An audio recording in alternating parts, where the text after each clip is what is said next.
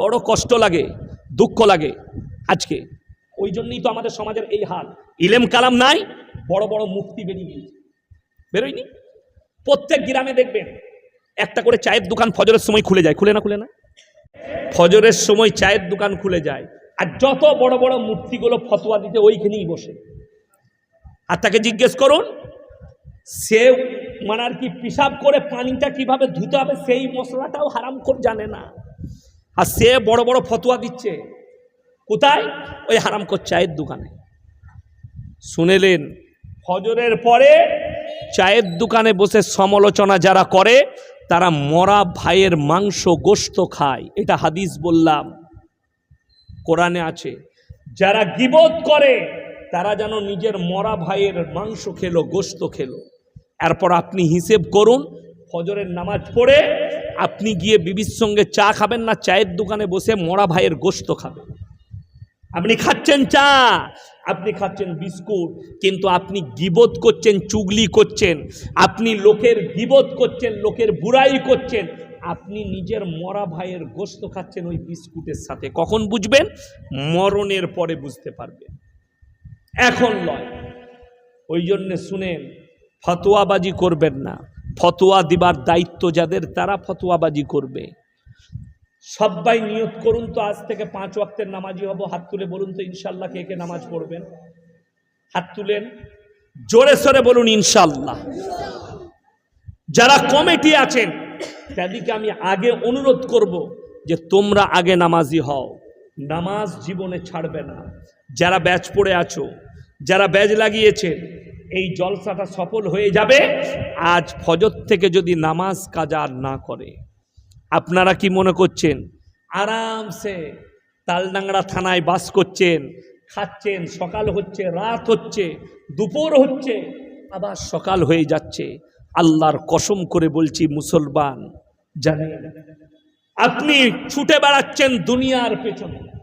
দুনিয়ার লোক এখন কোথায় ছুটছে? দুনিয়ার পেছনে।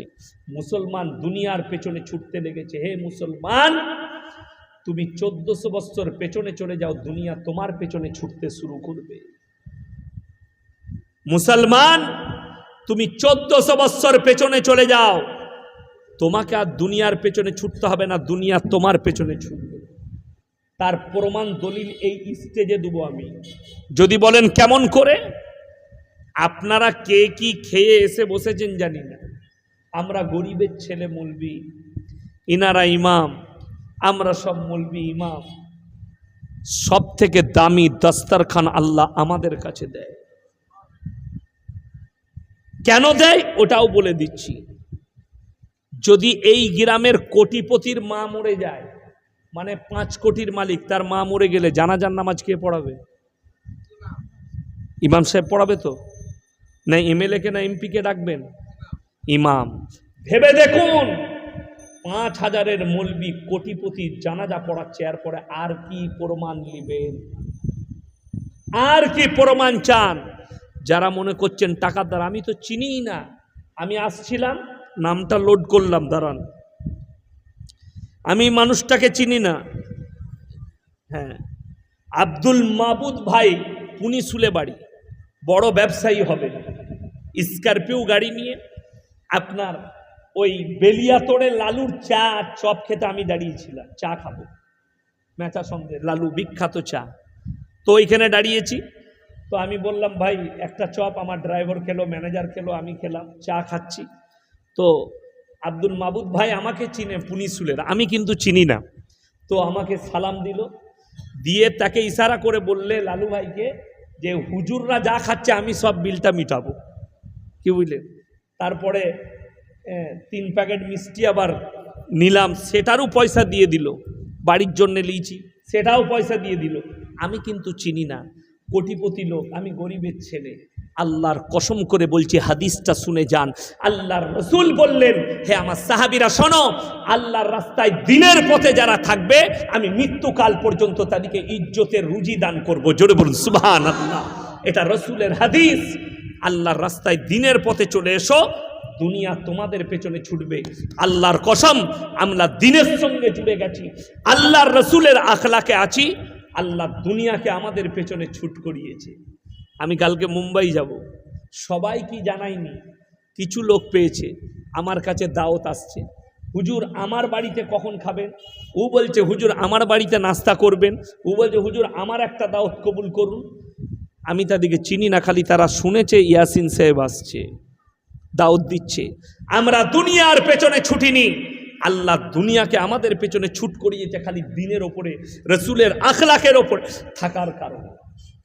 আমি আপনাদেরকে অনুরোধ করছি, যদি দুনিয়াকে পেছনে ছুট করাতে চান তো রসুলের আখলাকের ওপরে আসুন।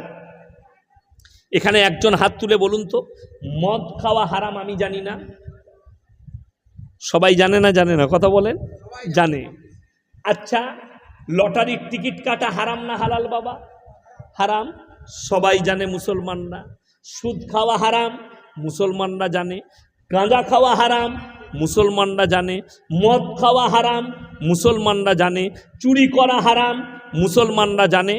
সব যতগুলো পাপ বললাম, মুসলমানরা সব পাপগুলো করে না? করে না? সবগুলোই করছে। তাইলে আপনি কি বলবেন? আপনি জ্ঞান পাপী না অজ্ঞান পাপী? আপনি নিজেকে বিচার করুন যে আমি জেনে পাপ করছি না না জেনে পাপ করছি। আমার মুসলমান ভাই, আপনার ব্যথা লাগবে 2 মিনিটের লেগে। আপনি যখন রাতের বেলায় শুয়ে ভাববেন, চোখের পানিতে বালিশটা ভিজে যাবে যে আমি আজকে চুরি করছি, আমি আজকে মদ পান করছি, আল্লাহর কসম আমি কালকে মারা যেতে পারি, আমি পরশু মারা যেতে পারি। আমার জানাজাটা উঠবে, আমারও কবর হবে, আমারও লাশটা কবরে শোয়ানো হবে, আমিও মাটির সাথে মিশে যাব, আবার বাপ দাদর বতন। তো তুমি সেই দিনই তোমার পরিবর্তন আসবে। আজ থেকে আমরা চিন্তাধারা নেব, জনে বলুন ইনশাআল্লাহ, যা আমাকে মরতে হবে।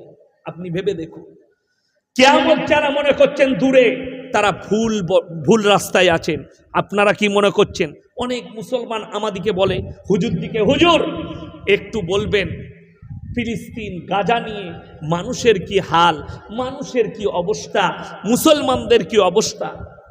আরে মুসলমানকে তো মুসলমানরাই মারার জন্য হেল্প করছে। কারা? মুসলমান দিকে মুসলমানরাই মারার হেল্প করছে। যদি বলেন হুজুর কি করে, তার প্রমাণটা আপনার এইখানে দিয়ে যাব, তালডাংরা থানায়। শুনে যান, হে আমার মুসলমান ভাই, গোটা পৃথিবীতে সব থেকে বৃহত্তম ধর্মের নাম হচ্ছে খ্রিস্টান। কোন ধর্ম বললাম? সব থেকে বেশি খ্রিস্টান ধর্মের অবলম্বী মানুষ আছে। 2 নম্বর বৃহত্তম ধর্মের নাম হচ্ছে ইসলাম। 250 কোটি মুসলমান আছে পৃথিবীতে, জোরে একবার বলুন না সুবহানাল্লাহ। শুধুমাত্র 40 কোটি ভারতে আছে। কত বললাম? কিন্তু এটা আমার হিসাব, কিন্তু সরকারের হিসাবে গেলে 18%। আমি অবাক হই, আমার আব্বাজি স্কুলে গেছেন তখন শুনেছেন ভারতে মুসলিম 18%। আমি যখন স্কুলে গেলাম শুনলাম মুসলিম 18%। আমার মেয়ে এখন স্কুলে যাচ্ছে, সে আমাকে জিজ্ঞেস করছে, আব্বু আমরা ভারতে 18%? আমি বললাম হ্যাঁ মা, আমরা হিজড়ে ছেলে পিলে হয়নি। কি বলবো, কষ্ট লাগে। চলুন আমি হিসেব বুঝাচ্ছি। পৃথিবীর বর্তমানে যিনি শ্রেষ্ঠ মুফতি, তেনার নাম তাকি উসমানী, পাকিস্তানে মুফতি তাকি উসমানী, যিনি তফসিরে মারিফুল কোরআন লিখেছেন, মুফতি শফি সাহেব রহমতুল্লাহ আলাই, তিনার সন্তান এটা। আমার মুসলমান ভাই, বড় কষ্টটা কোথায় জানেন? 250 কোটি মুসলমান। যদি বলেন মুসলমান কি করে হেল্প করছে? ইসরায়েলকে। আপনি ভেবে দেখুন, ইহুদি কত আছে পৃথিবীতে? 1 কোটি ইহুদি আছে। কত বললাম? মাত্র 1 কোটি 90 লাখ থেকে 1 কোটি ইহুদি। তাও গোটা পৃথিবী জুড়ে 60 থেকে 70 লাখ ইহুদি ইসরায়েলে আছে। আজ ইসরায়েলকে কেউ দেশ ভাববেন না। ইসরায়েল বলে কোনো দেশ পৃথিবীতে ছিল না, ওকে বসানো হয়েছে দয়া করে। হিটলারের একটা বক্তব্য ছুটে বেড়াচ্ছে ফেসবুকে, ভাইরাল করেছে জার্মানের একটা যুবক। পুরনো বক্তব্য বার করেছে ইন্টারনেট থেকে, সেটাকে ভাইরাল করেছে জার্মানের একটা যুবক। কি? হিটলার বক্তব্য দিচ্ছে, আজকে আমার হাত থেকে বাঁচালো ইহুদিদিকে, আমি 60 লাখ ইহুদিকে গ্যাস চেম্বারে ভরে মেরেছি। পৃথিবীর মানুষ একদিন আমাকে স্মরণ করবে যে আমি কেন ইহুদিদিকে হত্যা করেছিলাম। ইহুদি এমন একটা জাতি, তাদের যারা হেল্প করবে, তাদেরকে যারা আশ্রয় দিবে, সুযোগ পেলে তাদেরকে মারার জন্য একটা মিনিট সময় নেবে না। যদি বলেন এটাতে ইসলামের কি লাভ আর ইসলাম কি বলছে, কোরআন খুলেন, গায়রিল মাগজুবি আলাইহিম ওয়ালাদ-দাল্লিন, মাগজুম মানে ইহুদি আর দল্লিন মানে নাসারা, এই দুটো দলই পদভ্রষ্ট, আর এদের যারা অনুসারী হবে তারাও পদভ্রষ্ট। যারা 1 জানুয়ারি পালন করছেন, 25শে ডিসেম্বর পালন করছেন, পয়সা হয়েছে কেক কেটে ছেলের জন্মদিন পালন করছেন, এরা হচ্ছে পদভ্রষ্ট। তুমি নামাজ পড়লেও, ছেলের জন্মদিন পালন করলে তুমি পদভ্রষ্ট। তুমি তাহাজ্জুদের নামাজ পড়ো, ছেলের কেক কেটে তুমি, মা বাপ ছেলের কেক কেটে জন্মদিন পালন করেছে, আল্লাহর কসম করে বলছি পদভ্রষ্ট না হলে ইস্তেগফার করো, আল্লাহর কাছে কাঁদো, আল্লাহ পাপ করে ফেলেছি, আর জীবনে ছেলের জন্মদিন পালন করব না। যদি বলেন হুজুর ছেলে আমার জন্ম নিয়েছে কি করব, হাদিসে যেটা আছে, জন্মদিনের নবীজি সাল্লাল্লাহু আলাইহি সাল্লাম 12ই রবিউল আউয়াল রোজা রাখতেন। সাহাবীরা জিজ্ঞেস করলেন, ইয়া রাসূলুল্লাহ আজকের দিনে আপনি রোজা রেখেছেন? নবীজি বললেন, আমি আল্লাহর শুকর আদায় করে যে আল্লাহ তাআলা আজকের দিনে আমাকে দুনিয়াতে পাঠিয়েছেন। জোরে বলুন সুবহানাল্লাহ। আপনি শুকরানার একটা রোজা রাখতে পারেন যে আল্লাহ তুমি আমাকে জীবন দিয়েছো, একটা বৎসর তুমি আমার জীবনটাকে অতিবাহিত করলে, তুমি আগামীতে আমার জীবনটাকে তোমার আল্লাহর রাস্তায় অতিবাহিত করো, তার জন্য শুকরানার একটা রোজা রাখলাম।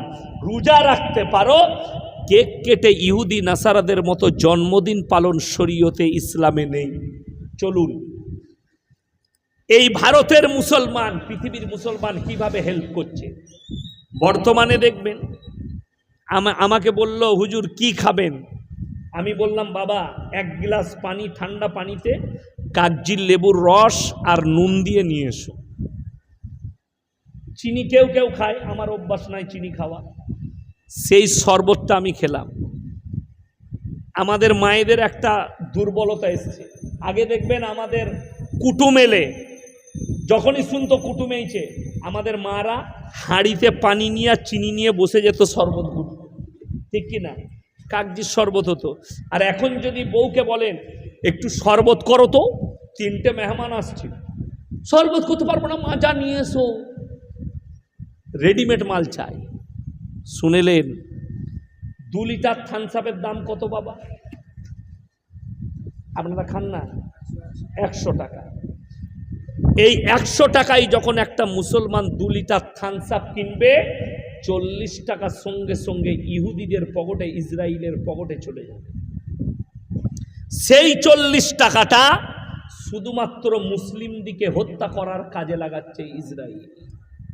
ভারতের 20 কোটি মুসলমান প্রত্যেক দিন যদি 2 লিটার করে Thums Up, 7 up, Coca Cola, Sprite, Limca, এগুলো মেরিন্ডা, এগুলো যদি কিনে আপনি হিসেব করে দেখুন, 2 লিটার কিনলেন 40 টাকা। 20 কোটি মুসলমান যদি প্রত্যেক দিন কিনে, 4 কোটি 80 কোটি টাকা দিনে, 3 8 24, 240 কোটি টাকা বছর মাসে দিচ্ছে শুধুমাত্র ভারতের মুসলিমরা। এরপরে গোটা বিশ্বের মুসলিমরা, 48টা মুসলিম রাষ্ট্র আছে, 48টা পৃথিবীতে মুসলিম রাষ্ট্র, তারপরেও গাজার আর ফিলিস্তিনের নিরীহ মুসলমান মার খাচ্ছে। তার কারণ কি? ইহুদিরা কলমের সাহায্যে, শিক্ষার দ্বারা পৃথিবীর মাথার উপরে বসে গেছে, মাথার উপরে চেপে গেছে। আল্লাহ নবীর হাদিস এরপরে শুনেলেন, খোরাসান থেকে এমন একটা দল বের হবে যে দলটা যুদ্ধ করতে করতে গিয়ে গাজায়, একবারই গিয়ে ফিলিস্তিনে গিয়ে আল আকসাই ঝান্ডা গেড়ে দিবে। জোরে বলুন না সুবহানাল্লাহ। আর ওই ঝান্ডাটা গাড়ার পরে পৃথিবীতে ইসলামের বিজয় আসবে। জোরে বলুন সুবহানাল্লাহ। এখন নামাজি বাড়ছে না কমছে বাবা? বাড়ছে। আমার কথা শুনেলেন, এই রমজান মাসে মসজিদে নামাজি কম ছিল না বেশি ছিল? ভর্তি ছিল না? ছিল না। এখন কিন্তু ওই মাল কটাকে আর খুঁজে পাওয়া যাচ্ছে না। হারিয়ে গেছে। আবার আগামী বছর রমজানে ওদিকে দেখা যাবে। তুমি ভেবে দেখো, তুমি একদিনের, আচ্ছা বলুন তো, একটা ছেলে 1 মাস স্কুল করলো 12 মাসের ভেতরে, আর যদি 11 মাস স্কুলে না যায়, মাস্টার তাকে পরীক্ষায় বসতে দিবে না রেজাল্ট দিবে? দিবে না। তুমি বলছো আমি 1 মাস রোজা রাখবো, নামাজ পড়বো, বাকি পুরো বৎসর গায়ে, তুমি জান্নাত পেয়ে যাবে। বড় কষ্টের বিষয়, তুমি নামাজটাই বুঝলে না। যারা মনে করছেন নামাজ যে পড়বো, ফায়দা তো কিছু পেতে হবে, ফায়দাটা শুনেলেন। কোরআন নিজে বলেছে নামাজের ফায়দা, ইন্না সলাতা তানহা আনিল ফাহশাই ওয়াল মুনকার। নিশ্চয়ই নামাজ এমন একটা ইবাদত, মানুষ যখন নামাজ পড়তে শুরু করে, খারাপ কাজ থেকে সরিয়ে নামাজ ভালো কাজের দিকে নিয়ে যায়। জোরে বলুন সুবহানাল্লাহ। আপনি নামাজ পড়ুন, নামাজ আপনাকে ভালো কাজের দিকে নিয়ে যাবে। আজকে কষ্টটা ওই জায়গায়, আমরা নামাজ পড়তে পারি না কিন্তু মুমিন বলে দাবি করি, আমরা রোজা রাখি না মুমিন বলে দাবি করি।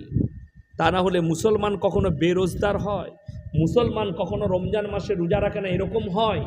অবাক লাগে শুনে যে মুসলমানরা রোজা রাখে না। কেন রাখে না?